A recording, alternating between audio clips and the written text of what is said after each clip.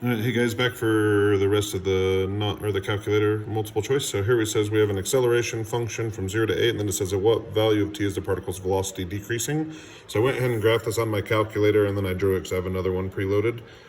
So this is velocity's slope. So these values represent slopes increasing, decreasing. So I'm looking at this value here. I matched it up. There was no reason to even calculate it. You could calculate them in if you wanted to, but that definitely matches 1.420. So on to the next page. Number 84 says if the average value of a function on negative 2 to 4 of f of x is 3, then what is the area enclosed by f of x equals 2, and x equals 4? So if the average value is equal to 3, we do the integral from 2 to 4 divided by the length of the interval equals 3. Remember, average value is interval divided by length of interval, or sometimes I put a 1/2 in front. They're asking for the value of this quantity, so if I multiply both sides by 2, that is equal to 6. If I look here, it seems clear that on this function that the f of x values are approaching 0. They'd seem to both be tending towards 0. If f of x is approaching 0, then e to the negative 2f of x will be approaching a value of 1. 86 says we got these two functions, y equals 4 cosine of pi x over 4 and y equals x minus 2 squared. I figured out this is the way they have to be because this is definitely a parabola. And it says this is the base for each solid, each cross-section perpendicular to the x-axis, which means its base is this direction, is an isosceles right triangle. So I went ahead and drew it right here. Remember, the key here is this base is that base. So the volume of one of these would be 1/2 b squared dx. So the base would be the top curve minus the bottom curve. So I went ahead and put that in here. So I have this right here. So I put that into an integral and went from 0 to 2. So I've got that entered here. So I'll hit second, calculate 7.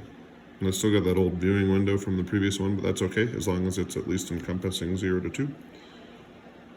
So I hit 0, enter, 2, enter.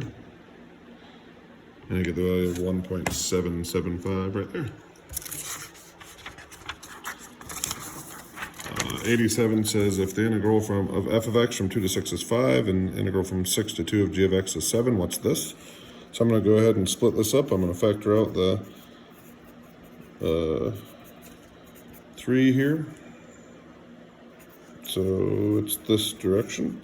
So this value is given to me right there. It's 5. So we'll just go 3 times 5. And then this one is not given to me directly, it's given the opposite. So when I flip it around, that becomes negative. So I get 15 minus 7, which gives me my value of 8. Here they say let f be a twice differentiable function such that the second derivative is always negative. So if the second derivative is always negative, then that means my function is always concave down. So let's just say we had our point at 3, f of 3. And we had our point at 5, f of 5. Then it says the graph of t of x, or the graph of f of x, is the secant line connecting those points. So here is f of x. And then here is s of x. And then it says t of x is a line tangent at x equals 4. So put f of x in a bad place here, but this is f of x. And then this is t of x. So it says at 4.2, so right here, how do we put them in order? S would be the smallest, F would be next, and T would be the largest. So we got C.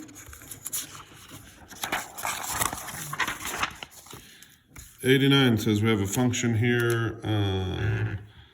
This P prime equals that, so I'm going to go ahead and put it in. So I've got this 0.3x squared plus 12x plus 210. And I'm going to go back, zoom 0 to a normal viewing window. Oops, I think I hit a weird button there. So I'm going to hit zoom 6. And this is P prime. So it says at time 0, the insect population was 40. So which of the following statements are true? So it says at t equals 10, the number of insects in the population is 2840. So I don't know that. So I'm going to take the integral from 0 to 10. Now you'll notice I can't see this function here, and that's okay as long as I have the window big enough. So that says 2800, but we started at a value of 40, so this one is a check. Then it says at t equals 10, The number of insects in population is increasing at 360 insects per day. So I need to calculate this value at 10. So I can hit second calculate value, put in a 10, and it says 360, so that puts a check on this one. And then it says at 10, the rate of change of the number of insects is increasing at 18. So that's asking for for P double prime. So I'm going to hit second calculate. This time I'm going to do the derivative at 10. And it says that's 18, so we can check all of those. Next one.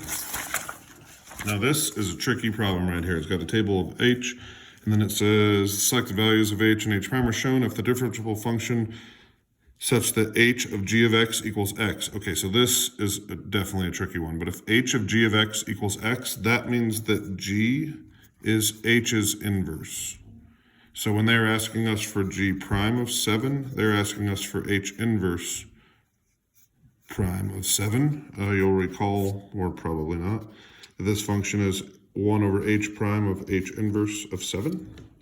So H inverse of 7 is what do I have to plug in to get out of 7? So that's a 3. So this becomes 1 over H prime of 3.